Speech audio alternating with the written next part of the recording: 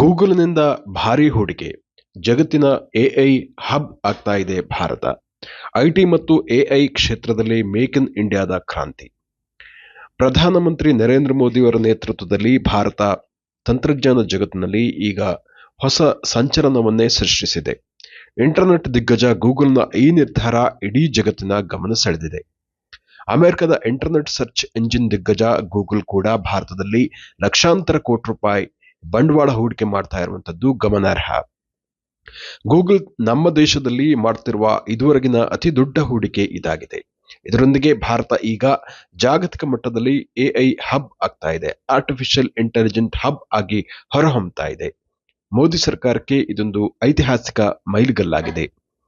America ಅಧ್ಯಕ್ಷ Donald Trump ಅವರು ಅಮೆರಿಕದ ದಿಗ್ಗಜ ಕಂಪನಿಗಳಿಗೆ ತವರಿನಲ್ಲಿಯೇ ಹೂಡಿಕೆ ಮಾಡುವುದಕ್ಕೆ ಆದ್ಯತೆ ನೀಡಿ ಎಂದು ಒತ್ತಾಯಿಸಿದ್ದರೂ ಅಮೆರಿಕದ ಕಂಪನಿಗಳು ಭಾರತದಲ್ಲಿ ಹಿಂದೆಂದೂ ಕಂಡರಿಯದಷ್ಟು ದೊಡ್ಡ ಪ್ರಮಾಣದಲ್ಲಿ ಬಂಡವಾಳ ಹೂಡ್ತಾ ಇರುವುದು ಗಮನಾರ್ಹ. ಈ ಬಹುರಾಷ್ಟ್ರೀಯ ಕಂಪನಿಗಳು ಭಾರತದಲ್ಲಿ ಉದ್ಯಮ ಸ್ನೇಹಿ ವಾತಾವರಣ, ಉಜ್ವಲ ಪ್ರಗತಿಯ ಮುನ್ನೋಟವನ್ನ ಅಕ್ಷರಶಃ ಮನಗಂಡಿವೆ. ಆದ್ದರಿಂದಲೇ ಗೂಗಲ್ ಕೂಡ ಭಾರತದಲ್ಲಿ ಮಹತ್ವದ ಎಐ ಹಬ್ ನಿರ್ಮಿಸಲು ಬೃಹತ್ ಯೋಜನೆಯನ್ನ ಹಮ್ಮಿಕೊಂಡಿದೆ. ಇದು ಜಾಗತಿಕ ತಂತ್ರಜ್ಞಾನ ನಕಾಶೆಯಲ್ಲಿ ಭಾರತಕ್ಕೆ ವಿಶೇಷ ಸ್ಥಾನವನ್ನು ಕಲ್ಪಿಸಲಿದೆ. ಇದರ ಮುಖ್ಯಾಂಶಗಳನ್ನ ತಿಳಿಯೋಣ ಬನ್ನಿ. ಗೂಗಲ್ನಿಂದ ದಾಖಲೆಯ 1,25,000 ಕೋಟಿ ಹೂಡಿಕೆ ಆಗ್ತಾ ಇದೆ. ಆಂಧ್ರ ಪ್ರದೇಶದಲ್ಲಿ ಸ್ಥಾಪಿಸುತ್ತಿರುವ ಮಹತ್ವದ ಎಐ ಹಬ್ ಅಮೆರಿಕದ ಹೊರಗೆ ಗೂಗಲ್ ನಿರ್ಮಿಸುತ್ತಿರುವ ಅತ್ಯಂತ ದೊಡ್ಡ ಎಐ ಕೇಂದ್ರವಾಗಿರುವುದು ವಿಶೇಷ. ವಿಶಾಖಪಟ್ಟಣಂನಲ್ಲಿ ಇದು ನಿರ್ಮಾಣ ಆಗ್ತಾ ಇದ್ದು 1 ಗಿಗಾವ್ಯಾಟ್ ಸಾಮರ್ಥ್ಯದ ಭವ್ಯ ಡೇಟಾ ಸೆಂಟರ್ ಕ್ಯಾಂಪಸ್ ತಲೆ ಎತ್ತಲಿದೆ. ಗೂಗಲ್ನ ಪೂರ್ಣ ಪ್ರಮಾಣದ ಎಐ ಯೋಜನೆಯ ಭಾಗವಾಗಿ ಇದು ನಿರ್ಮಾಣವಾಗಲಿದೆ. ಆದ್ದರಿಂದ ಸಮಗ್ರ ಕ್ಲೌಡ್ ಮೂಲಸೌಕರ್ಯಗಳು, ಡೇಟಾ ಸೊಲ್ಯೂಷನ್ಸ್, ಎಐ ಮಾದರಿಗಳು ಭಾರತದಲ್ಲಿ ನಿರ್ಮಾಣ ಆಗಲಿದೆ. ಗೂಗಲ್ ಈ ಎಐ ಹಬ್ ಯೋಜನೆಯ ಸಲುವಾಗಿ ಮುಂದಿನ 5 ವರ್ಷಗಳಲ್ಲಿ $15 ಶತಕೋಟಿ, ಅಂದರೆ ಸುಮಾರು 1,25,000 ಕೋಟಿ ರೂಪಾಯಿ ಹೂಡಿಕೆಯನ್ನ ಮಾಡಲಿದೆ. ದೇಶದಲ್ಲಿ ಹೆಚ್ಚುತ್ತಿರುವ ಎಐ ಬೇಡಿಕೆಯನ್ನ ಪೂರೈಸಲು ಇದರಿಂದ ಪ್ರಯೋಜನವಾಗಲಿದೆ. ಲಕ್ಷಾಂತರ ಉದ್ಯೋಗಗಳು ಸೃಷ್ಟಿಯಾಗಲಿದೆ. ಇಲ್ಲಿ ಹೂಡಿಕೆಯು ಕೇವಲ ಸರ್ವರ್ಗಳು ಮತ್ತು ಡೇಟಾ ಸೆಂಟರ್ಗಳಿಗೆ ಸೀಮಿತವಾಗಿಲ್ಲ. ಎಐ ಕೌಶಲಾಭಿವೃದ್ಧಿ, ಸಂಶೋಧನೆ, ಸ್ಥಳೀಯ ಸ್ಟಾರ್ಟ್ಅಪ್ಗಳು, ಡಿಜಿಟಲ್ ತಂತ್ರಜ್ಞಾನದ ಅಭಿವೃದ್ಧಿಗೆ ಹೂಡಿಕೆ ವಿಸ್ತರಣೆಯಾಗಲಿದೆ. ಭಾರತದಲ್ಲಿ ಡಿಜಿಟಲ್ ಮೂಲ ಸೌಕರ್ಯದ ಪ್ರಗತಿಗೆ ಇದು ಪುಷ್ಟಿ ನೀಡಲಿದೆ. ಆಂಧ್ರ ಪ್ರದೇಶದ ವಿಶಾಖಪಟ್ಟಣಂನಲ್ಲಿ ಅಸ್ತಿತ್ವಕ್ಕೆ ಬರಲಿರುವ ಗೂಗಲ್ ಎಐ ಹಬ್ ಯೋಜನೆಯ ಪರಿಣಾಮ ಟೆಕ್ನಾಲಜಿ ಅಭಿವೃದ್ಧಿ ಮಾತ್ರವಲ್ಲದೆ ಹೇರಳ ಉದ್ಯೋಗಗಳು ಸೃಜಿಸಲಿದೆ. ಸ್ಟಾರ್ಟ್ಅಪ್ ಇಕೋಸಿಸ್ಟಮ್ ಬೆಳೆಯಲಿದೆ. ಹೆಲ್ತ್ ಕೇರ್, ಶಿಕ್ಷಣ, ಕೃಷಿ, ಉದ್ದಿಮೆ, ಆತಿಥ್ಯೋದ್ಯಮ ಮೊದಲಾದ ವಲಯಗಳಿಗೂ ಬೆಳೆಯಲು ಅವಕಾಶ ಸೃಷ್ಟಿಯಾಗಲಿದೆ. ಭಾರತ ಈಗ ಕೇವಲ ಗ್ರಾಹಕವಲ್ಲ, ಎಐ ಉತ್ಪಾದಕ ಮತ್ತು ಸಂಶೋಧಕ ರಾಷ್ಟ್ರವಾಗಿಯೂ ವಿಕಾಸವಾಗ್ತಾ ಇರುವುದು ವಿಶೇಷ. 2025 ಅಕ್ಟೋಬರ್ನಲ್ಲಿ ದಿಲ್ಲಿಯಲ್ಲಿ ನಡೆದ ಭಾರತ್ ಎಐ ಶಕ್ತಿ ಎಂಬ ಕಾರ್ಯಕ್ರಮದಲ್ಲಿ ಹಣಕಾಸು ಸಚಿವೆ ನಿರ್ಮಲಾ ಸೀತಾರಾಮನ್, ಐಟಿ ಸಚಿವ ಅಶ್ವಿನಿ ವೈಷ್ಣವ್, ಆಂಧ್ರ ಪ್ರದೇಶ ಮುಖ್ಯಮಂತ್ರಿ ಚಂದ್ರಬಾಬು ನಾಯ್ಡು ಮತ್ತು ಅವರ ಪುತ್ರ ರಾಜ್ಯ ಐಟಿ ಸಚಿವ ನಾರಾ ಲೋಕೇಶ್ ಅವರು ಈ ಕುರಿತ ಘೋಷಣೆಯನ್ನು ಮಾಡಿದ್ದಾರೆ. Google cloud COO Thomas Kurian ಸಮಾರಂಭದಲ್ಲಿ ಮಾತನಾಡುತ್ತಾ, ಗೂಗಲ್ ಕಂಪನಿಯು ಭಾರತದಲ್ಲಿ ಕಳೆದ 21 ವರ್ಷದಿಂದ ಅಸ್ತಿತ್ವದಲ್ಲಿದ್ದು 14,000 ಭಾರತೀಯ ಉದ್ಯೋಗಿಗಳು ಸೇವೆ ಸಲ್ಲಿಸ್ತಾ ಇದ್ದಾರೆ.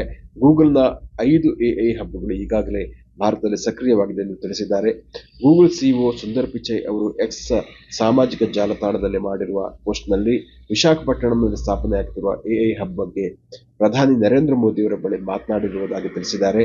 ಪಿಚೈ ಅವರ ಪ್ರಕಾರ ಎಐ ಹಬ್ ಗಿಗಾವಾಟ್ ಸಾಮರ್ಥ್ಯದ ಕಂಪ್ಯೂಟ್ ಕೆಪಾಸಿಟಿಯನ್ನ ಹೊಂದಲಿದೆ. ಅಂತಾರಾಷ್ಟ್ರೀಯ ಸಬ್ಸಿ ಗೇಟ್ವೇ, ದೊಡ್ಡ ಮಟ್ಟದ ಇಂಧನ ಮೂಲಸೌಕರ್ಯವನ್ನು ಒಳಗೊಳ್ಳಲಿದೆ. ಇದರಿಂದಾಗಿ ಭಾರತದ ಉದ್ಯಮಿಗಳು ತಂತ್ರಜ್ಞಾನ ವಲಯ ಮತ್ತು ಎಐ ತಂತ್ರಜ್ಞಾನದ ಪ್ರಯೋಜನಗಳು ಹೆಚ್ಚು ಲಭಿಸಲಿದೆ. ಆ ದೇಶದ ಆರ್ಥಿಕ ಪ್ರಗತಿಗೂ ಇದು ಕಾರಣವಾಗಲಿದೆ. ಈ ಡೇಟಾ ಸೆಂಟರ್ಗಳು ಸಂಪೂರ್ಣವಾಗಿ ಪರಿಸರ ಸ್ನೇಹಿಯಾಗಿರುವ ಸ್ವಚ್ಛ ಮತ್ತು ಹಸಿರು ಇಂಧನವನ್ನು ಬಳಸಿಕೊಳ್ಳಲಿದೆ. ಹೆಚ್ಚುವರಿಯಾಗಿ ಹೊಸ ಅಂತಾರಾಷ್ಟ್ರೀಯ ಜಲಾಂತರ್ಗಾಮಿ ಕೇಬಲ್ಗಳು ಗೂಗಲ್ನ ಗ್ಲೋಬಲ್ ನೆಟ್ವರ್ಕ್ ಜೊತೆಗೆ ಭಾರತವನ್ನು ನೇರವಾಗಿ ಸಂಪರ್ಕಿಸಲಿದೆ. ಗೂಗಲ್ 12 ದೇಶಗಳಲ್ಲಿ ಎಐ ಸೆಂಟರ್ಗಳ ಜಾಗತಿಕ ನೆಟ್ವರ್ಕ್ ಹೊಂದಿದ್ದು ಭಾರತವು ಇದರಲ್ಲಿ ಸೇರ್ಪಡೆಯಾಗಲಿದೆ. ಹೀಗಾಗಿ ಗೂಗಲ್ನ ಶಕ್ತಿಶಾಲಿ ಎಐ ತಂತ್ರಜ್ಞಾನ ನೆರವು ಭಾರತೀಯ ಬಿಸಿನೆಸ್ ಮತ್ತು ಡೆವಲಪರ್ಗಳಿಗೆ ದೊರೆಯಲಿದೆ. ಟೆಲಿಕಾಂ ದಿಗ್ಗಜ ಭಾರತಿ ಏರ್ಟೆಲ್ ವಿಶಾಖಪಟ್ಟಣಂನಲ್ಲಿ ವಿಶೇಷ ಡೇಟಾ ಸೆಂಟರ್ ಮತ್ತು ಕೇಬಲ್ ಲ್ಯಾಂಡಿಂಗ್ ಸ್ಟೇಷನ್ ಅನ್ನ ನಿರ್ಮಿಸಲಿದೆ. ಭಾರತದಾದ್ಯಂತ ಪ್ರಬಲ ಫೈಬರ್ ನೆಟ್ವರ್ಕ್ ಅನ್ನು ಅಭಿವೃದ್ಧಿಪಡಿಸಲಿದೆ. ಇದು ವೇಗದ ಮತ್ತು ವಿಶ್ವಾಸಾರ್ಹ ಇಂಟರ್ನೆಟ್ ಸಂಪರ್ಕವನ್ನು ಒದಗಿಸಲಿದೆ. ಅದಾನಿ ಸಮೂಹದ ಕಂಪನಿಯಾಗಿರುವ ಅದಾನಿ ಕೊನೆಕ್ಸ್ ಬೃಹತ್ ಎಐ ಡೇಟಾ ಸೆಂಟರ್ನ ಫೌಂಡೇಶನ್ ನಿರ್ಮಾಣದಲ್ಲಿ ತೊಡಗಿಸಿಕೊಳ್ಳಲಿದೆ. ಇದು ಅದಾನಿ ಎಂಟರ್ಪ್ರೈಸಸ್ ಮತ್ತು ಎಡ್ಜ್ ಕೊನೆಕ್ಸ್ ಜತೆಗೆ ಸಹಭಾಗಿತ್ವವನ್ನು ಹೊಂದಿದೆ. ಈ ಜಂಟಿ ಸಹಭಾಗಿತ್ವದಲ್ಲಿ ಹೊಸ ಪವರ್ ಲೈನ್ಗಳನ್ನು ಮತ್ತು ಸ್ಟೋರೇಜ್ ಟೆಕ್ನಾಲಜಿಗಳನ್ನು ಅಳವಡಿಸಲಾಗುವುದು. ಕ್ಲೀನ್ ಮತ್ತು ಗ್ರೀನ್ ಎನರ್ಜಿ ತಂತ್ರಜ್ಞಾನವನ್ನು ಇದು ಅವಲಂಬಿಸಿದೆ. ಅಂದರೆ ಇಡೀ ಯೋಜನೆಯು ಪರಿಸರ ಸ್ನೇಹಿಯಾಗಿದೆ. ಈ ಬೃಹತ್ ಯೋಜನೆಯು 2026 ಮತ್ತು 2030 ಒಳಗೆ ಪೂರ್ಣವಾಗುವ ನಿರೀಕ್ಷೆ ಇದೆ. ಈ ಎಐ ಹಬ್ನ ಪರಿಣಾಮ ತಂತ್ರಜ್ಞಾನ, ನಿರ್ಮಾಣ ಮತ್ತು ನವೀಕರಿಸಬಹುದಾದ ಇಂಧನ ವಲಯದಲ್ಲಿ ಲಕ್ಷಾಂತರ ಹೊಸ ಉದ್ಯೋಗಗಳು ಸೃಷ್ಟಿಯಾಗಲಿದೆ. ವರದಿಗಳ ಪ್ರಕಾರ 1,88,000 ನೇರ ಮತ್ತು ಪರೋಕ್ಷ ಉದ್ಯೋಗಗಳು ಸೃಷ್ಟಿಯಾಗಲಿದೆ. ಹಲವಾರು ಪ್ರಮುಖ ತಂತ್ರಜ್ಞಾನ ಕಂಪನಿಗಳು ಹೊಸ ಡೇಟಾ ಸೆಂಟರ್ಗಳನ್ನು ನಿರ್ಮಿಸಲು ಪೈಪೋಟಿ ನಡೆಸುತ್ತಿರುವ ಸಂದರ್ಭದಲ್ಲಿ ಗೂಗಲ್ನ ಈ ನಡೆ ಮಹತ್ವಪೂರ್ಣವಾಗಿದೆ. ಎಐ ಸೇವೆ ಕ್ಷೇತ್ರದಲ್ಲಿ ಅಭೂತಪೂರ್ವ ಬೇಡಿಕೆ ಸೃಷ್ಟಿಯಾಗಿರುವುದನ್ನು ಇಲ್ಲಿ ಗಮನಿಸಬಹುದು. ಮೈಕ್ರೋಸಾಫ್ಟ್ ಮತ್ತು ಅಮೆಜಾನ್ ಈಗಾಗಲೇ ಭಾರತದಲ್ಲಿ ಡೇಟಾ ಸೆಂಟರ್ಗಳನ್ನು ನಿರ್ಮಿಸಲು $1 ಬಿಲಿಯನ್ ಗಟ್ಟಲೆ ಹೂಡಿಕೆಯನ್ನು ಮಾಡಿದೆ.